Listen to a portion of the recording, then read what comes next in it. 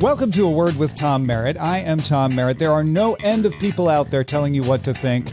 Some of them worth listening to, but as I say on the show all the time, there's no chance for all of us to be experts in everything. We have to take shortcuts. So here we have a conversation and hopefully expose not what you should think, but some examples of how we all think. These kinds of conversations are my favorite. Growing up, I would sit in the front room of my grandpa Carl's house, talk about the news of the day. I'd go over to my grandma Roxy's front room and we'd talk about the stories of her life. And I got so many different ways of looking at the world, great conversations. And it was all training me for this moment right now. Welcome to the front room, Howard Mortman. Thank you so much. Boy, I can't wait to get going with you. You've said so much greatness in that intro there. So I'm just going to pause and just take your lead. But thank you so much for having me on, including me in this conversation. Oh, Howard, thank you for doing this. I came to know Howard through Justin Robert Young's Politics podcast, where he was nice enough to be a guest there as well. You're the C-SPAN communications director, right? That's your day job.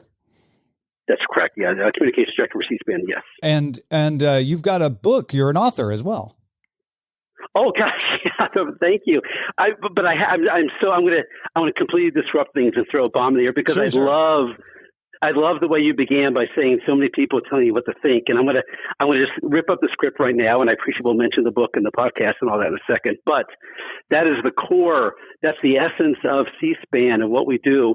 We do not tell you what to think. We trust you to think for yourself.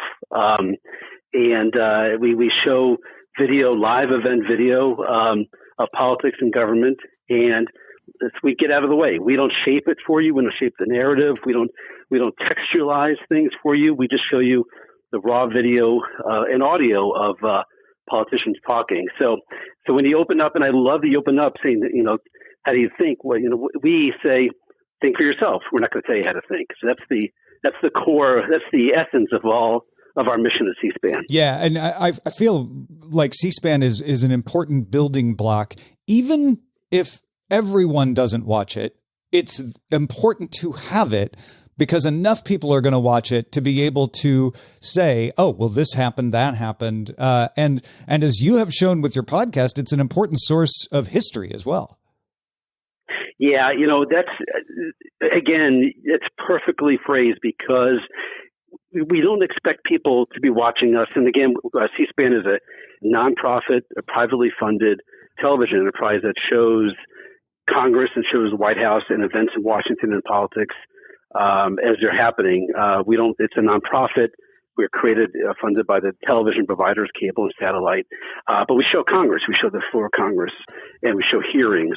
So to your point, and you're so spot on. To your point that we don't expect people to always be watching it. People dip in and out for a big hearing, or they might dip in and out when they want to watch an author book conversation, or some event in history, or politics, or a Biden or a Trump rally. So your point is totally perfect that we are always there, but people aren't always watching us, and that's totally fine. We understand that, and we try to provide programming for people who are just broadly interested in policy and politics, and don't want us to tell you what to think, but think for yourself on that. I think without you, we don't have people like Jen Briney at Congressional Dish able to dig into those hearings that aren't as popular, so to speak, right? Yeah. But they're there for the record, right? And that's super important. It kind of leads me to the word that we're going to talk about today, which is transparency. It enables that kind of transparency. You would be, you might not be shocked or surprised, or you might be, so I'll just say this flat out, that so many people don't understand us, don't get us. And so many people in the media world don't understand what we do. They look at us, and I've heard, as the communications director, you asked me at the top, what is that? I'm the PR guy for C-SPAN, so forgive me if I go off a little bit on the value of C-SPAN here, but thank you for your transparency about your role at C-SPAN. That's an example. Right? Yeah, totally transparent. I get paid to talk about C-SPAN. That's their transparency. But the people don't understand what it means to have a cable channel devoted to showing a quote-unquote boring hearing. What that means now, there is a sliver of the American people who get it, who want to see their politicians spend their money. We are a country over $20 trillion in debt, and people want to watch the budget hearings and the tax markup hearings and all the appropriations because they say, what are we spending all of our money on? And for better, not a judgment of what we're spending it on, but genuine curiosity. Now, I will tell you, over and over, because I see mentions of C-SPAN, everybody says how boring we are, put you to sleep. I've heard every ambient joke possible. And you know what? That comes from the media. And because we're so different. But at the same time, even though they don't get us, your point about bloggers and others who take content from us and make points, that actually is beautiful. We want people to be clipping our video and sharing it and saying, hey, I saw this in a hearing today, and I watch C-SPAN, so you don't have to, all that stuff. But you know what? That's totally fine. Because that is what we are there for. We are there, again, not our own opinions, but we are a network full of opinions and attitude. And if people want to create their own narrative about the raw primary source video, what they see, that's wonderful. And we encourage that. Yeah, you're a building block in that way, and the brick doesn't know which building it's going into, but it's important to have it. Perfect. Exactly. That's good. Totally good. Yeah. Yeah. So I think it shows too this element of transparency that I thought we could kick around, which is transparency is something people want when they think they need it because something was hidden. But transparency all the time is like you say, it's not useful. It's not entertaining. Immediately useful. It will prove useful to have it. But transparency is kind of a slog, isn't it? Yeah. So here's the deal on that. So we have cameras in Congress. We have cameras in the White House. Here's the place we don't have cameras. We don't have cameras in a third of the government, and that's the third branch, the judicial branch, in the Supreme Court. And we, for years, as an example to prove your point, we have been asked. We as a network want to put cameras into the oral arguments for Supreme Court deliberations. We and the independent media, not just us, but like independent media in general. And among the many reasons, the biggest reason is always when people say no to cameras, it's power, it's control. But a more immediate reason that many opponents who to that idea, like in the court, say is that most of the cases they hear are these boring Indian reservation land rights cases, and that would bore people. And I think that's an absurd argument to keeping cameras out, because if people aren't interested in something, they're not going to watch it, and they'll just move on. No one forces you to watch this, but people should be given an opportunity to see their government. And it's funny. The transparency thing, it's on many levels. Another level to transparency is when you're watching the House and Senate floor on C-SPAN. Again, we provide live gavel-to-gavel coverage of U.S. House Representatives on C-SPAN, and on the sister network, C-SPAN 2, same idea, but for the Senate, live gavel-to-gavel coverage of the Senate.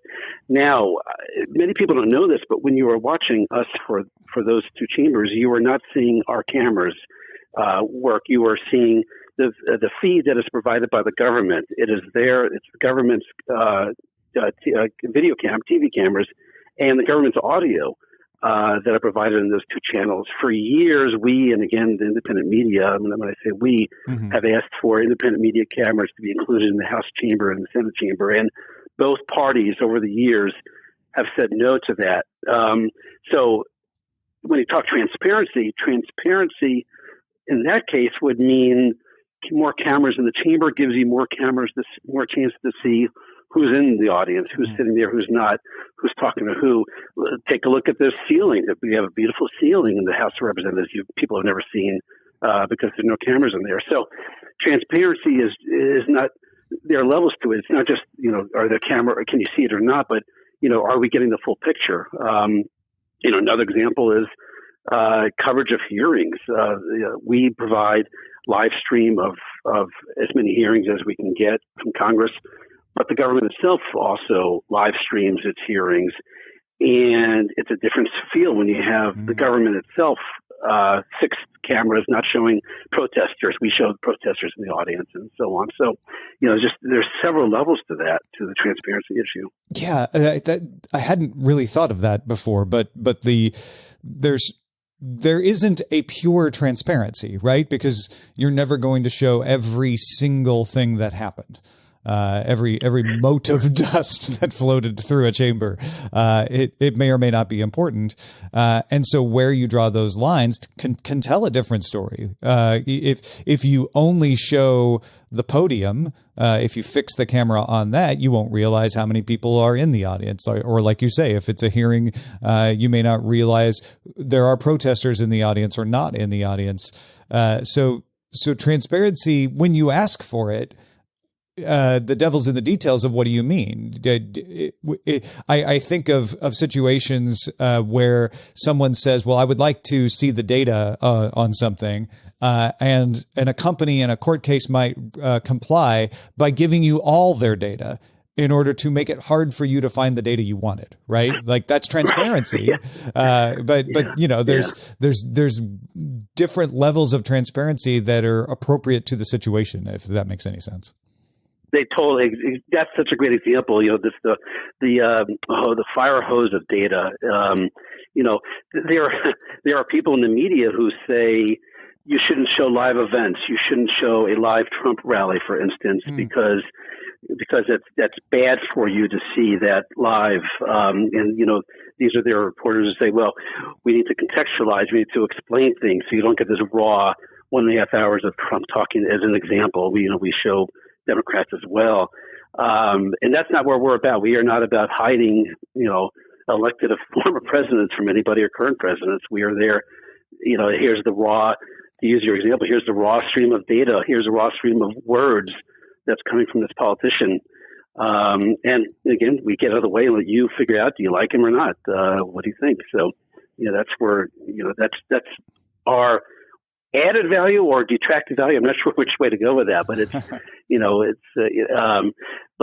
that's what we do, is we just show that stuff raw. Well, a less political example is the person who runs on the field at a baseball game. And in the 70s, you may be too young to remember. I don't know, but you would see that. Rick Monday bring the flag, right? Right. Yeah. LA Dodgers. Yeah. Exactly. And then the sort of the conventional wisdom became never show them. Don't show the person because that's what they want. So there's a lack of transparency around showing the person running on the field that you could argue, like, maybe it's good because, yes, if you run on the field, you're not going to get on TV, and that maybe encourages fewer people to do it. On the other hand, you also don't see what the consequences are and maybe how idiotic that person looks. Yeah, and that's a great example of sports, because then if the game is delayed for 3 minutes, you're like, what's going on? Can someone then, in modern, that example, by the way, I love that, because that's the same as the Vin Scully call when Rick Monday tackled was he burning the flag or doing something with the flag? He was trying to burn it. I can't remember if he succeeded at getting it alight or not, but yeah. Yeah. But that becomes really interesting. You apply that kind of example. We know about that because of the Vin Scully called that, but you apply that to now, and let's say that happened now, and the network coverage of that sporting event, suddenly 3 minutes of just their own announcers talking to each other, not explaining it. But now everybody in the stadium is going to be taking their own video of that. Now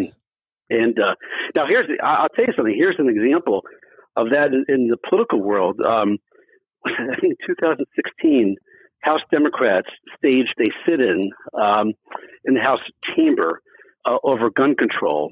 This is when Republicans were in control of the House, and they try to line up people to go to the microphones to talk about gun safety and gun control, and the Republicans gavelled out the session. And when that happens for us at C-SPAN, that's when our video feed ends. So when they gavel out, the government's not providing us video anymore, and essentially the House of Representatives at that point is dark, is closed, is over. What happened I think it was 2016, Democrats staged a sit-in. They would not leave the floor even though the chamber was out. and they broadcast themselves. They brought their phones in, and they showed themselves sitting on the floor, and it was a multi-day extravaganza. And we showed their cell phone taken video. This is back in the Periscope days. Oh wow! Okay. And I know the old days, and the old days of the early days of Facebook Live video. But they were broadcasting themselves. Periscope era. Got it. Yeah, Meerkat. Totally. We got some Meerkats on TV. So that's exactly right. I remember that. Boy, we are dating ourselves on that. Right. But so we showed that because that, and frankly, the Democrats on the floor of the House had great video, compelling video of what they were doing. And I don't say great politically; it's a great, interesting television to see that. So, that's an example of where you can't necessarily turn things on and off like you could in the pre-cell phone days of politics. Some people would argue there's too much transparency caused by that ability of people to have cell phones because, and I'm not talking about, protests or anything like that, but just sort of the ability to just, mind your own business and do something, and anybody can video you at every time. How can people decide what's important to be transparent and where that privacy line should be drawn is something that I think a lot of people struggle with. Yeah, for us, it's actually kind of simple. It's either an event is open to the media or it's closed. That we're not trying, at C-SPAN at least, we're not trying to gain surreptitious video that hasn't been, made public. For us, is this event open to the press? It is. Okay, we'll send the camera. It's not open to the press. Okay, we're going to move on. Now, there's a level to this that's a little different these days, is that some political organizations, conservative organizations, are more and more closing their events to us meaning the media, and making it available only to their own chosen gatekeepers in the media. And so it's not a huge issue, but it's something just to keep an eye on down the road. Is sponsoring organizations themselves who in the old days might have begged and pleaded for cameras to come in and cover their events, now are might be more narrow in who they invite to places. That's an interesting situation where when transparency was limited, right? When you only had three networks, and so your ability to get on one of those three networks was limited. You want to give them that power to film you. In fact, you hope that they find you interesting enough to film you. But in a world of widespread recording ability, like you say, everybody's got a phone in their pocket. You can choose to be selective because your message will get out there. And it's not just about getting on one of the three cameras. It's about which people and which message that we're giving and what's the context that's going to be around it that becomes important. In fact, it's trying to manipulate that transparency like we were talking about earlier, don't you think? I totally agree with you on that. And I'm not bothered by it. I say this, as a corporate C-SPAN guy, for us, if they don't want to open to us, that's fine. And, we've been around 40 years and we'll be just fine without a particular event to cover. But it's just more of it's the bigger issues that you're driving toward of manipulating transparency in a certain way. And and saying, well, I don't need to be on every screen because every screen is available now. I can blow up on TikTok or Twitter just as easily as I can get attention by having a major broadcast network in front of me, possibly in front of more people. And so I want to be able to stack the deck that way. Or especially when you're talking about primary candidates, it feels like they only want to be in front of a certain segment of people. They don't want wide transparency. Right, exactly. And by the way, there is a certain official government element to this, to what you were saying, because even the government plays games with that. Mm-hmm. For an example, the White House, the presidents of both parties in the social media age, I know Obama did this. I believe Trump did this. They put images on the old days Flickr accounts, where they have their own photographers shoot important or newsmaking events, and have excluded officially the press from events to try to drive up their numbers and try to get things out on their channels too. So it happens in politics, but also the government fiddles around sometimes with the whole issue of including the press in events. And if they don't include press in events, then they'll just take their own pictures of it and post it. So this is another element of it as well to be aware of. Yeah, I think when the internet was in its younger days, people looked at it as a way for the general populace to circumvent the gatekeepers. But we didn't really, at least I didn't really, think about the fact that it also meant that the gatekeepers could circumvent other gatekeepers. Yes. That's exactly it. You nailed it. That's it. That's in a nutshell. Absolutely. Yes. And that applies when, the government's streaming its own hearings. It applies when the government posts its own pictures on social media. That's fine. I want more information. I'm hungry for information. I believe in, as much information as possible. But so it's not necessarily it's not a horrible thing. But people just have to keep in mind, what are the sources of this information? Is there, who's funding it? Is there a reason why you're seeing things? Who's driving these decisions? And I don't want to say that I'm not saying the media always wears the white hat, but you kind of know what our mission is. We want you to, in our case, in C-SPAN, we want you to watch us, or if for a newspaper, they want you to subscribe to you. When the government becomes the gatekeeper, what is the government's motive? Well, that's just straight PR at that point. That's just, they're not going to put bad things on their social media channels. Well, it's only going to be the good stuff. Particularly elected officials. I find in local politics, not necessarily in federal politics, but in local politics, you get way more transparency from a municipal utility district than you get from even the mayoral council, right? Or the board of aldermen or something like that, because the elected official is always running for office. And so when they give you their government message, it's also a political message. Whereas, the folks running the water board really are just worried about how do we make sure there's enough water, or how do we make sure there's enough electricity? So there's government and there's government, I guess, if that makes any sense. That makes perfect sense, and I love watching water board hearings myself. So that's there's good stuff in there. So totally. Well, and if you go to a website of your utility district, compare that to the website of your local House representative, or even your state representative. You're going to get a much more utilitarian presentation of information, right? Yeah, you're exactly right. It's more straightforward. It hasn't been massaged or manipulated in any way. It's just straightforward. And the downside of this, by the way, and I've struggled on a lot of websites trying to find state legislature websites. Sometimes it gets tough. The lesser funded that they are, it's tougher to really clip and share and find big moments. So there's it's no knock on them. It's a struggle in the very lowest level of government to really get useful video and see what's happening. But if you're adamant and you do want to see that, a lot of that stuff is there now.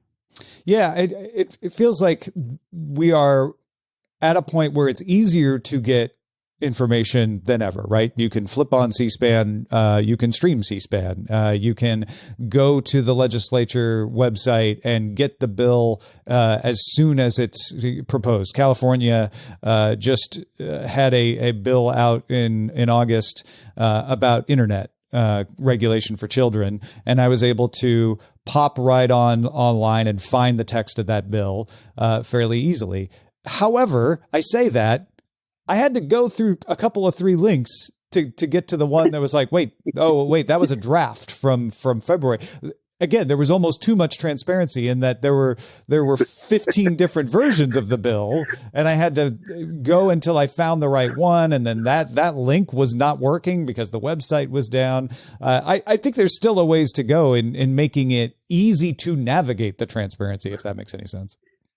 Yeah, so that's great. I have 2 things to add to that. One is it's so funny. The whole issue of too much transparency is really provocative because when you talk, so we began in 1979. That's when C-SPAN first went on TV and started showing the chamber of the House. There are people who, I love speaking to students because they have no idea, if they are interested, what it was like when you couldn't see members of the House, Congress debate and vote on issues. So, and we have the technology to do so, and that's all pre-1979. So it's really interesting. Like, it's going back to what you said at the beginning, almost like the utility of this, you can dip in and out. It's always there. Yes, it's always there, but believe it or not, there was a time in our country when, even though we have the technology, we could not see what was happening inside Congress, the dark days. The second thing, this is a very, I didn't really talk about this, but this is kind of a very fine point on what you're saying. You may not know this, but it is extremely difficult to find things in the congressional record. And it had, until recently, for years, the congressional record never went backward in history. It's always like from 1995 on, they posted it, but there's no going back and digging in. And if you could, but you'd have to go through a paid service to do so. And you can either do this for like a day or two and pay $100 a day, or if you're a student at a university, you could have researched the congressional record because they have a big contract with these services who are the gatekeepers. That's changing, thankfully. Now the Library of Congress and the archives are putting the congressional record on more and more, going backwards in time, and you can see more great debates in our country's history. But that's only in the last 4 or 5 years that's been the case. So that's an example of just, information that should be publicly available and easy to obtain has been behind walls and behind gatekeepers. Yeah.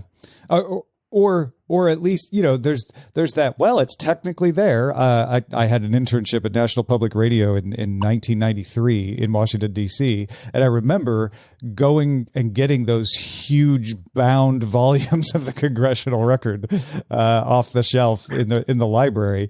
And so they were available. You just had to walk and carry them and page through them. And so again, it's that thing of like, well, technically it's there. It's available. You just got to put in the effort and you'll get it.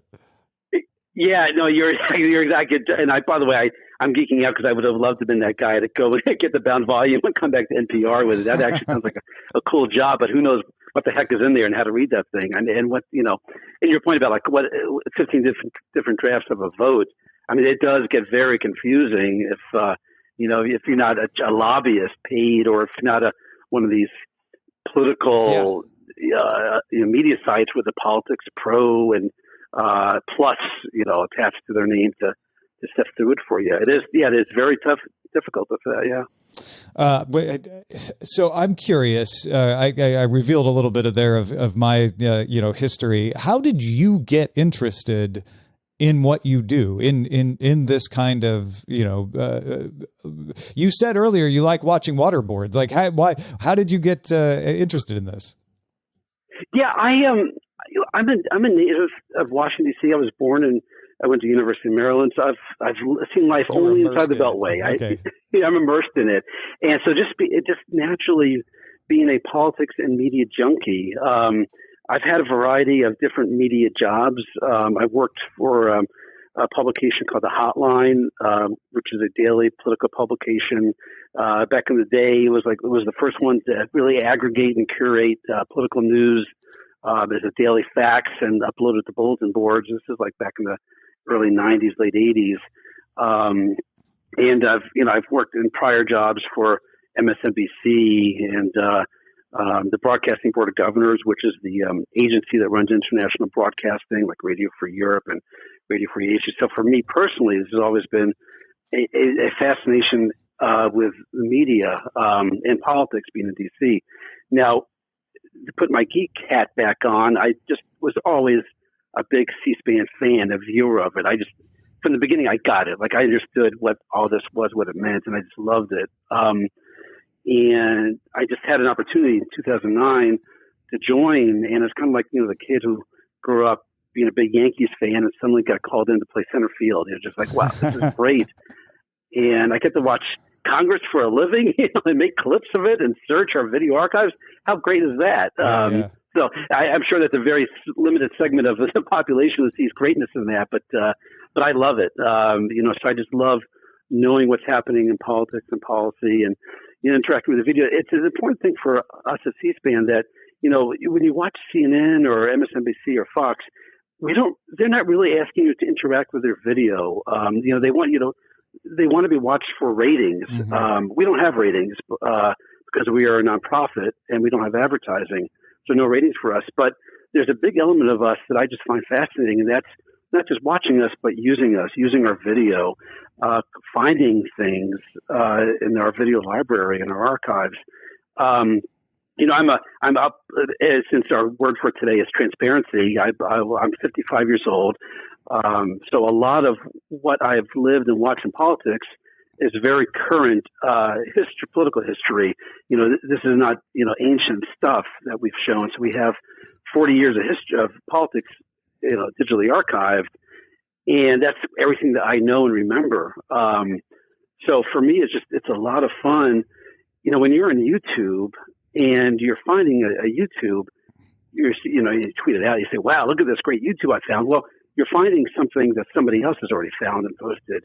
But when you dig through our video library, for example, and you find a gem in there that no one's ever seen before, that's just the greatest feeling. And to be able to share it and say, here's what Biden is saying now, but here's what Biden said when he was in the Senate Foreign Relations Committee back in the early 90s. Yeah. So for me, that there's a rush in that. There's just a lot of joy in finding those things. This explains one of the reasons I love the Weekly, the podcast you do so much. We're around the same age, and there is sort of a perspective on history that I think people around our age share of from the Nixon era to the present, and how those compare and how they've changed and how they haven't changed over there that I find fascinating. So it makes sense to me to hear that you were steeped in that from the beginning. It's funny. One of the worst words that journalists can use is the word unprecedented. Everything's happened before. It's all happened before. Now, there might be degrees and circumstances and environments have changed, but big picture things have all happened before. So for journalists who are listening, and journalism students never use the word unprecedented. And if you use that, it means you just don't know all the examples out there.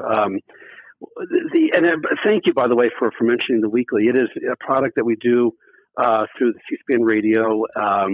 And it is exactly, I love your reaction because, you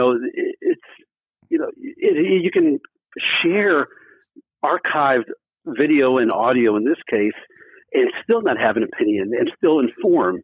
We are just as careful at the Weekly to not, be biased or not show, leaning toward either side, but just here's some raw, interesting nuggets that we found, because there's a heck of a lot of them. And, you find 5 interesting things and you make a story out of it. So, that's where the fun part of this comes in. What were you doing in 1993? Just out of curiosity. Sure. 1993, I was, November 93 is when I got my job for the hotline. It was the first year of Clinton, and spent 6 years there, 7 years there, and I asked because I was in DC for my internship in 93, and I can almost imagine us sitting down at different booths at Bob and Edith's on Columbia Pike, and I totally remember that. Bob and Edith called me, man, that's a great memory. I don't know if it's still around, but yes, the back room, there was like the 2 big rooms, and I always went to the second room was always big. Yeah, totally. I love it. Well, because a lot of what you're doing now, I was interested in, and still am interested in, which is realizing that, wait, Nixon started the EPA? Well, that's not the narrative you hear these days. And that was in the Clinton days, like kind of showing those perspectives, those things that help you understand a little more. Yeah, that's so great. And in fact, we've putting C-SPAN has covered events at the Nixon Library, the 50th anniversary of the EPA. And that's like, wait a minute, that's where it started? Under Nixon, you'd have no idea. We did two podcasts, which I really enjoyed doing for the weekly for C-SPAN Radio. MAGA, Make America Great Again, with the premise that that Donald Trump was not the first one a president or presidential candidate to say it. Yeah, and it was so much fun doing a Democratic version and a Republican version of here's every candidate before Trump saying we need to make America great again, and it was wonderful. And and Clinton, and since you mentioned '93 Clinton, there's a clip in there of him in '93 speaking to Boeing and saying, we support your company, make Boeing great again and make America great again. If for no other reason than the cognitive dissonance of hearing these folks you wouldn't expect to say that line that has now come to mean so many other things than it did when they were saying them. It's worth listening to just that episode, I think. Yeah, it's so fun, right? And it definitely, you're right. It's taken on different meaning, but it's never been. But it's not unprecedented either. You could find many people saying that. Reagan said it 3 times. He said it in the 1980 convention. Reagan said it at the 1984 convention. Yeah. Reagan said it at the 1988 convention, and he said it when he announced for president in front of the Statue of Liberty, "Make America Great Again," and that was cited by John Huntsman when he announced his Republican presidential campaign in 2012, "Make America Great Again." So it's it's not unique to Donald Trump. Maybe it's taken on different connotation now, but no, it's definitely something. As an example, you just dive in and just find other politicians talking like that. I think it's fun to come up with the examples of ways that transparency is good. And obviously that's, what you're doing at C-SPAN. Where do you think the line for transparency should be drawn? Where do you think that ends? And I know you said earlier that it's kind of automatic for C-SPAN. If the press is there, you go, and if not, but where do you think the press should be allowed to go? You know what? Let me answer that 2 ways. One, there are people who say, and not without legitimacy, that backroom negotiations is where things happen. That you can't hammer out. Manchin can't talk to Clinton about the climate bill if the media is showing that, and there's definitely legitimacy to saying that. So it's there are things that just we will never get in. And it's understandable why we wouldn't get in. Get in, then people say, well, it's performative rather than negotiating. So that's completely understandable when just things. But things have always happened. When they in the dark, I believe when the Constitutional Convention met in Philadelphia back in the late 18th century, they draped black curtains over the windows so people couldn't see in as they were hammering out the Constitution. So that I think that's a valid thing to say. It's been going on, from the beginning. It's funny. One other element to that is there are certain media events that we are not allowed to cover.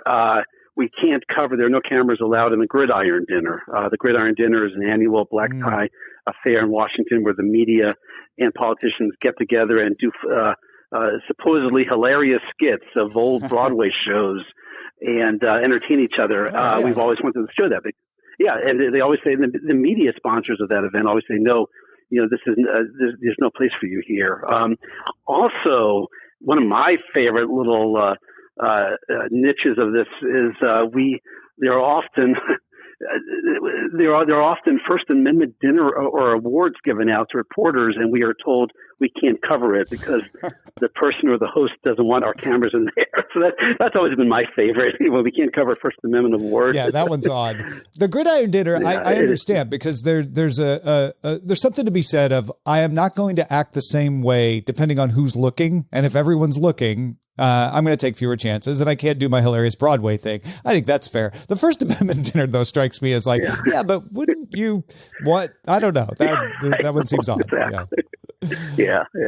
But I think that is important to remember when you're advocating for transparency is that your transparency will change what people do. Maybe not what's delivered as far as written records and things like that, but it will change how people act. We all do it. We if we know someone is watching, we modify our behavior, right?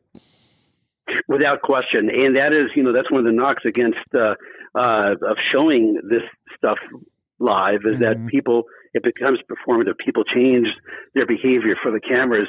Now that, and so that's what politicians do. So if you accept that premise, if you put on the table, yes, people do change their behavior when their cameras are there, that's still how they are behaving, and we still should be able to see that. We should be able to see the altered behavior.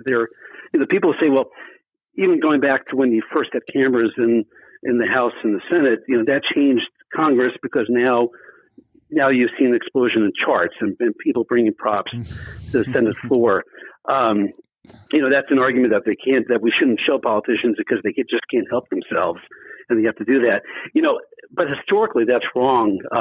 I actually, yesterday, completely by accident, I came across, joining you in our fellow geekiness, I came across a 1956 congressional record from the Senate in November 56, and Senator Humphrey is on the floor. Hubert Humphrey, Democrat of Minnesota, is on the floor in 1956, talking about, of all things, bulgur wheat.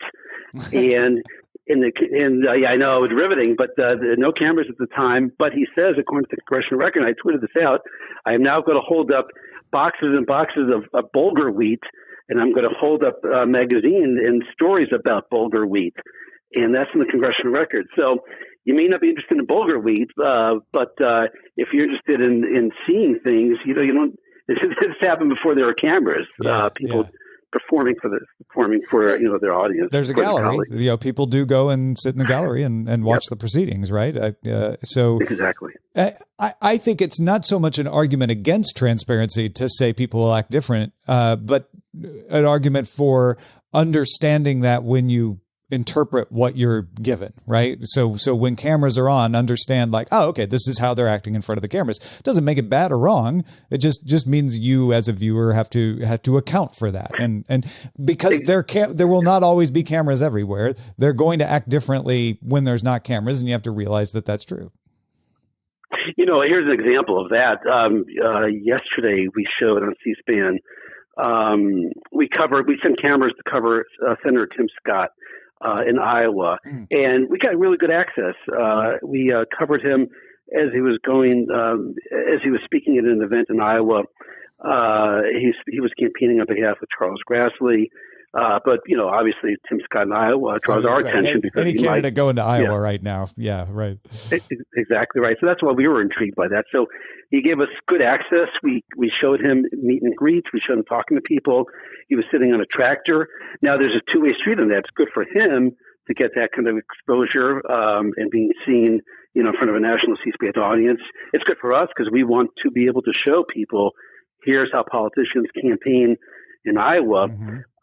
So a lot of it, yes, was performative, demonstrative, whatever you want to call it, choreographed, but still gave us an insight into his conversations with people who like him, and just gave people a chance to hear more. And after when he goes in the car, that's when our cameras stop. We don't follow him everywhere. Sure. We follow him for the programming part of it, but it's there is a limit to that. And watching him drive 2 hours to the airport probably isn't that interesting television to begin with. So, well, and just like 2 hours driving to the airport, I don't know, maybe you'd come up with a couple of quips that were of interest or use, vice versa. While so many things in front of the camera are performative, don't you think there are moments when everyone forgets the camera is on and a little bit of truth shows through? Perfect. That's exactly it. And those are great moments. And I'm trying to think of an example when it wasn't bad that we captured something, but they just didn't realize, or they had temporarily forgotten the cameras are on. I'm not thinking of an example right now, but no, there are moments that where it's just through normal human activity, you're behaving like a human being. Right. And that's interesting too, to see. Yeah. Not even, like you say, not even just as a gotcha moment, although I'm sure that happens, but also as a sort of an insight into seeing, that's how that person truly would or does react, versus the I'm going to pretend I enjoy this buttered corn right now. I love it. Here's I'm going to give you an example I love that you said it doesn't have to be a gotcha moment, but to see people behave as human beings. An example that comes to mind immediately now is So you mentioned this at the beginning. I wrote a book about prayer in Congress, and every session of Congress begins with a prayer, both the House and the Senate. Typically, it's an official the official chaplain gives a prayer. On some occasions, there's a guest chaplain who gives a prayer. But and I appreciate you giving me the chance to hawk the book. But I mention this because after a Catholic gives a prayer, or I'm sorry, after a prayer and there's a Catholic presiding in the speaker's chair, you often see that politician, that speaker, cross him or herself. Nancy Pelosi does this. After there's a prayer given to open the session of Congress, she gives herself, the cross as a Catholic would do. Paul Ryan did that when he was the Republican Speaker of the House. And that's, there's nothing wrong with it. It's a private moment, but it's just their real life reaction to a prayer that's just been given, in the House of Representatives. Yeah. No, that's a great example. As a Catholic, I was raised Catholic myself. It's an involuntary action, right? It's gonna come out, and it's gonna show a little bit of who you are or how you were raised. I think it's worth telling folks where they can find your book, a little bit about it, since we brought it up. It's called When Rabbis Bless Congress, whenrabbisblesscongress.com. You can find out more about it. I'm excited for you. I hope it's doing well. I appreciate it. Thank you. This is part of me watching C-SPAN for a living, is that, I've just always intrigued by the first thing Congress does each session, and that's pray, believe it or not. Before they even do the Pledge of Allegiance, there's a prayer in Congress. Since we're going for transparency, and you said you're Catholic, I'll say that I'm Jewish. Mm-hmm. And on the occasion when the guest chaplain is the rabbi, I just always was intrigued by what he or she said in their prayer and who they are and what they say. So I did spend a couple of years just doing research, like middle of the night research on prayer in Congress in general as an intellectual exercise, not for or against it. There are plenty of people who have opinions for whether Congress should be praying and have an official chaplain. These are taxpayer paid positions, but nobody had ever really done research into the history of it, the tradition. And I did it with a Jewish angle of looking at the over 400 rabbis have prayed in Congress and putting together to a book.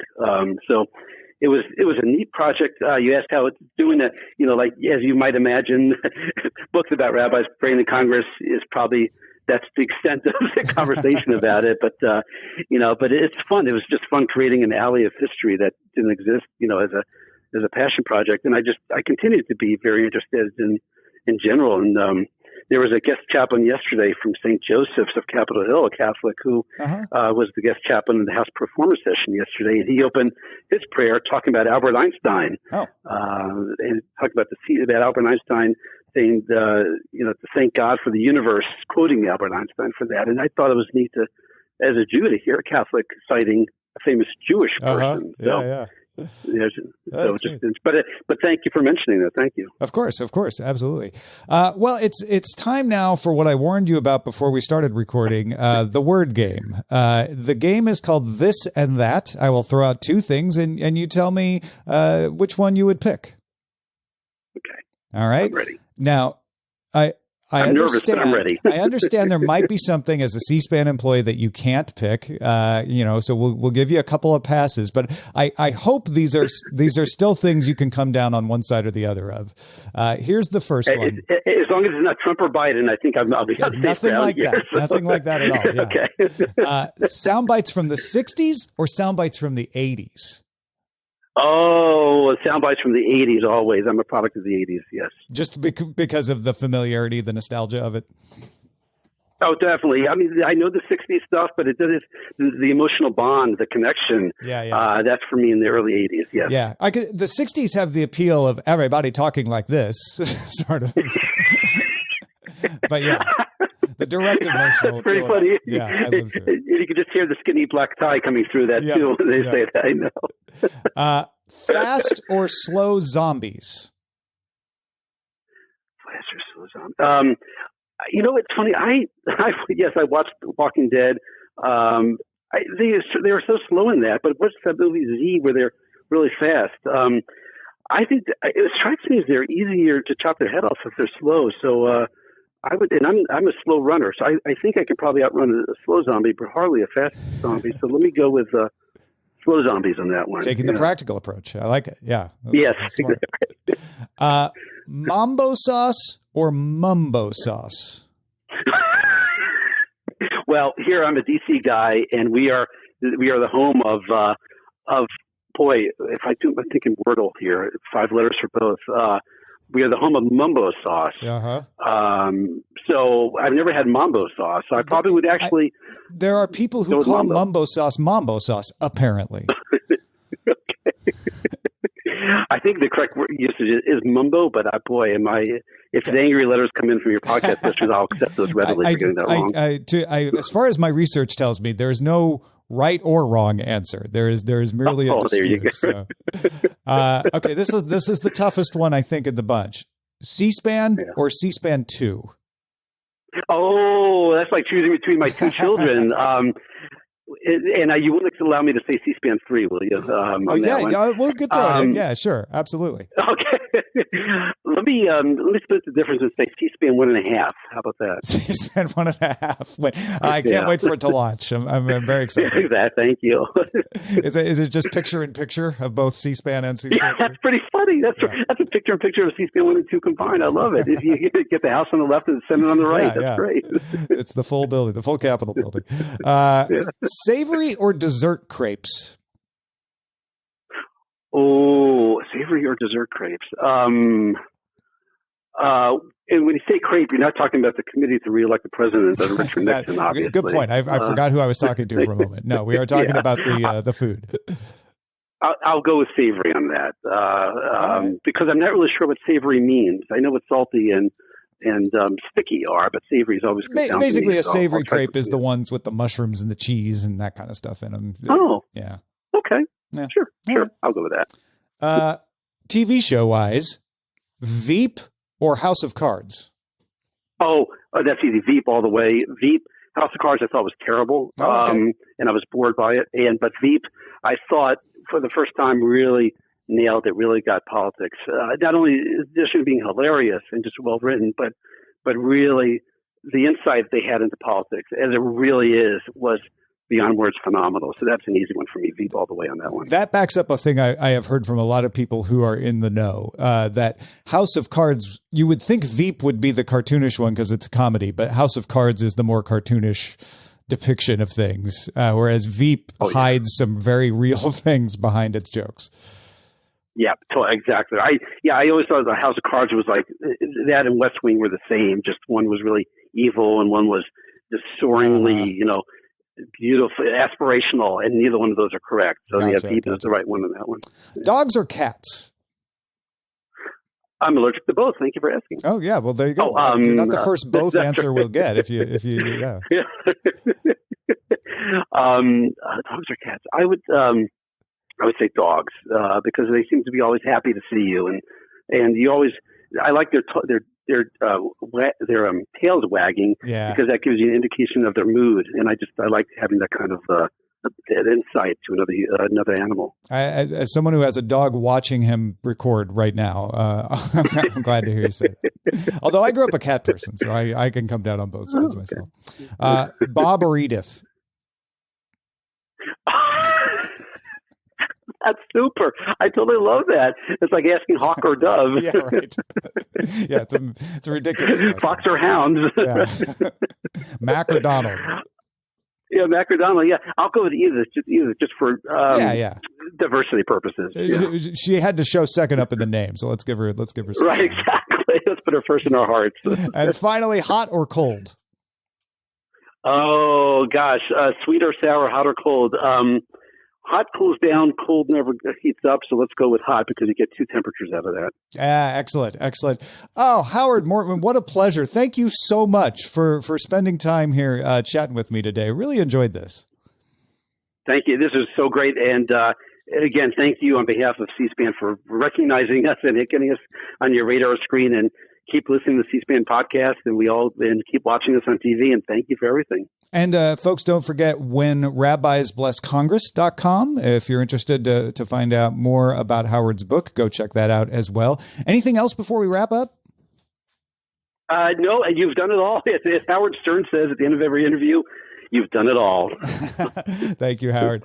And thanks to our producers, Jen Cutter and Anthony Lemos. Thank you for listening to this show and telling your friends about it. You can get an ad-free version of this show with Acast Plus. Click on Access Exclusive Content at awordpodcast.com. We'll have a word with you next time.